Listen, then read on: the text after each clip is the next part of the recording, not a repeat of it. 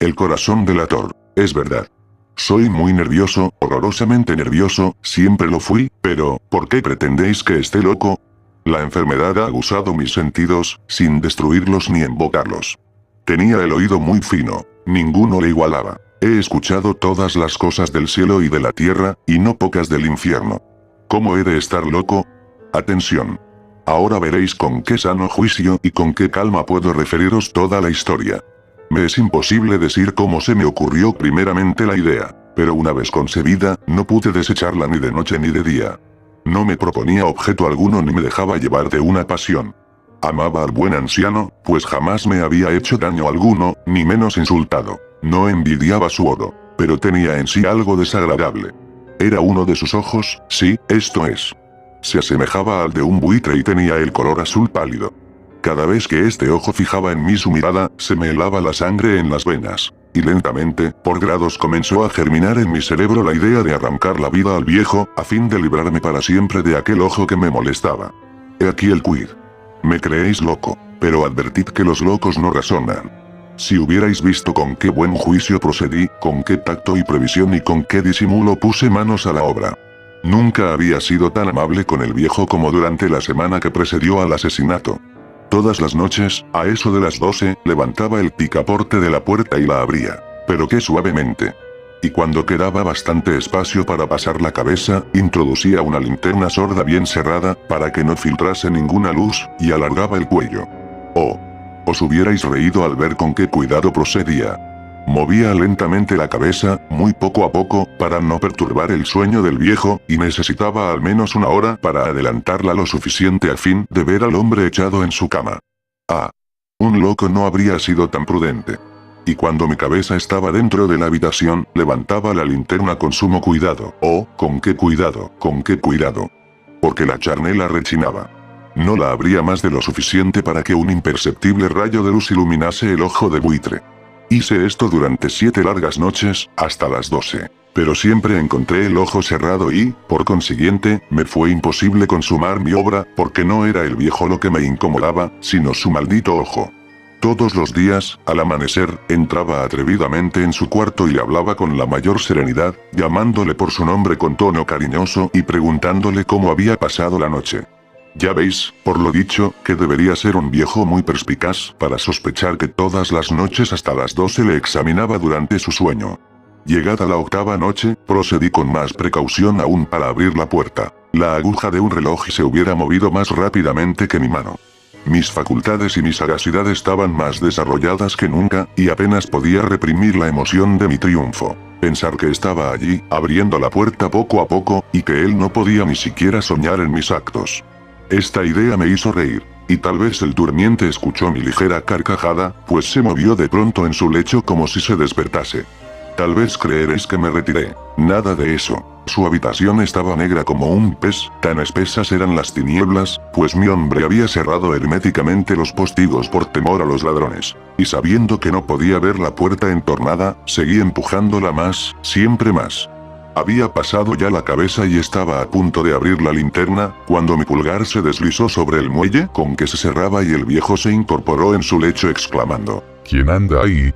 Permanecí inmóvil sin contestar. Durante una hora me mantuve como petrificado, y en todo este tiempo no le vi echarse de nuevo. Seguía sentado y escuchando, como yo lo había hecho noches enteras.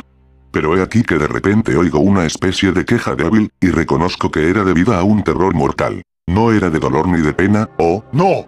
Era el ruido sordo y ahogado que se eleva del fondo de un alma poseída por el espanto. Yo conocía bien este rumor, pues muchas noches, a las 12, cuando todos dormían, lo oí producirse en mi pecho, aumentando con su eco terrible el terror que me embargaba. Por eso comprendía bien lo que el viejo experimentaba, y le compadecía, aunque la risa entreabriese mis labios.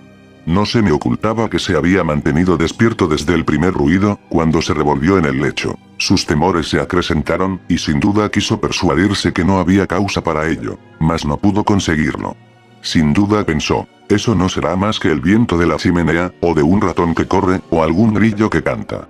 El hombre se esforzó para confirmarse en estas hipótesis, pero todo fue inútil. Era inútil porque la muerte, que se acercaba, había pasado delante de él con su negra sombra, envolviendo en ella a su víctima. Y la influencia fúnebre de esa sombra invisible era la que le hacía sentir, aunque no distinguiera ni viera nada, la presencia de mi cabeza en el cuarto.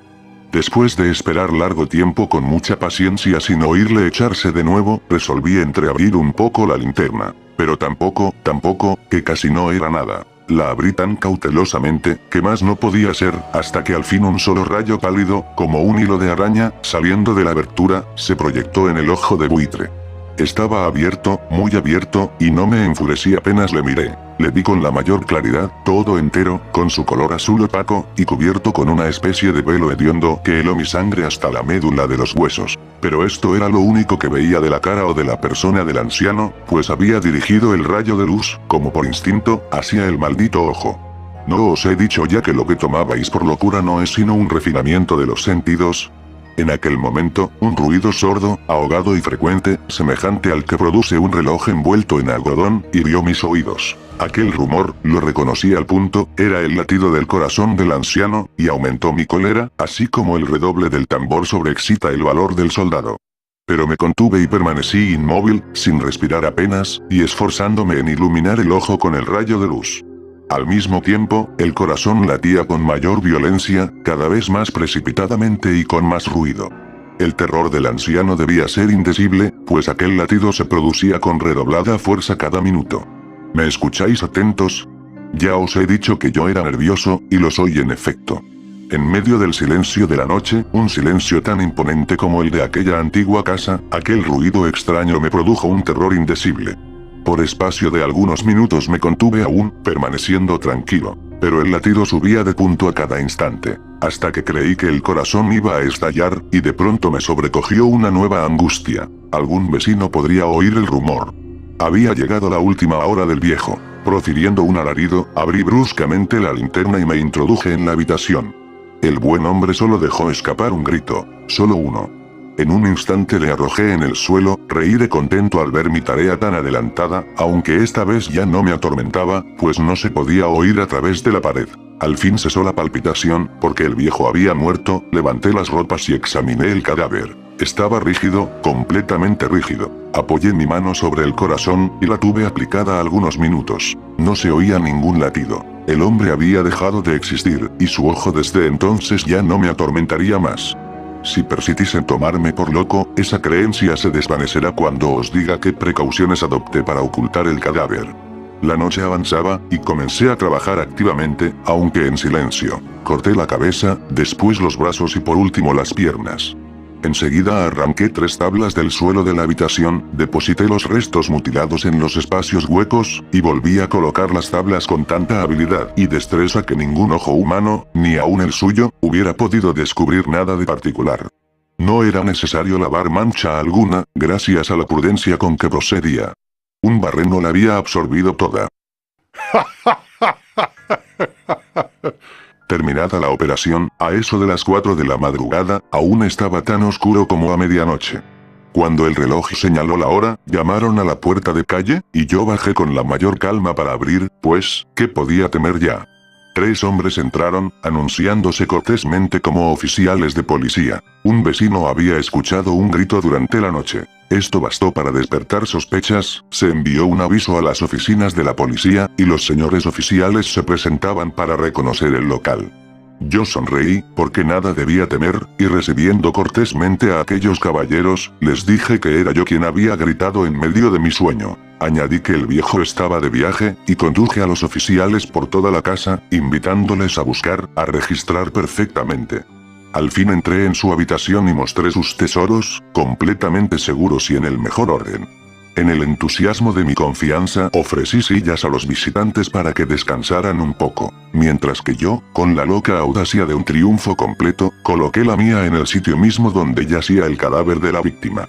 Los oficiales quedaron satisfechos y, convencidos por mis modales, yo estaba muy tranquilo, se sentaron y hablaron de cosas familiares, a las que contesté alegremente. Mas al poco tiempo sentí que palidecía y ansié la marcha de aquellos hombres. Me dolía la cabeza, me parecía que mis oídos zumbaban, Pero los oficiales continuaban sentados, hablando sin cesar. El zumbido se pronunció más, persistiendo con mayor fuerza. Me puse a charlar sin tregua para librarme de aquella sensación, pero todo fue inútil y al fin descubrí que el rumor no se producía en mis oídos. Sin duda palidecí entonces mucho, pero hablaba todavía con más viveza, alzando la voz, lo cual no impedía que el sonido fuera en aumento. ¿Qué podía hacer yo? Era un rumor sordo, ahogado, frecuente, muy análogo al que produciría un reloj envuelto en algodón. Respiré fatigosamente. Los oficiales no oían aún. Entonces hablé más aprisa, con mayor vehemencia. Pero el ruido aumentaba sin cesar.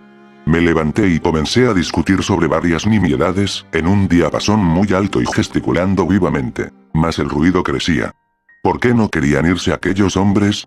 Aparentando que me exasperaban sus observaciones, di varias vueltas de un lado a otro de la habitación. Mas el rumor iba en aumento. Dios mío. ¿Qué podía hacer? La cólera me cegaba, comencé a renegar. Agité la silla donde me había sentado, haciéndola rechinar sobre el suelo. Pero el ruido dominaba siempre de una manera muy marcada, y los oficiales seguían hablando, bromeaban y sonreían. ¿Sería posible que no oyesen? Dios Todopoderoso. No, no. Oían. Sospechaban. Lo sabían todo. Se divertían con mi espanto. Lo creí y lo creo aún. Cualquier cosa era preferible a semejante burla. No podía soportar más tiempo aquellas hipócritas sonrisas. Comprendí que era preciso gritar o morir. Y cada vez más alto, ¿lo oís? Cada vez más alto, siempre más alto. Miserables. Exclamé. No disimuléis más tiempo. Confieso el crimen. Arrancad esas tablas. Ahí está, ahí está. Es el latido de su espantoso corazón.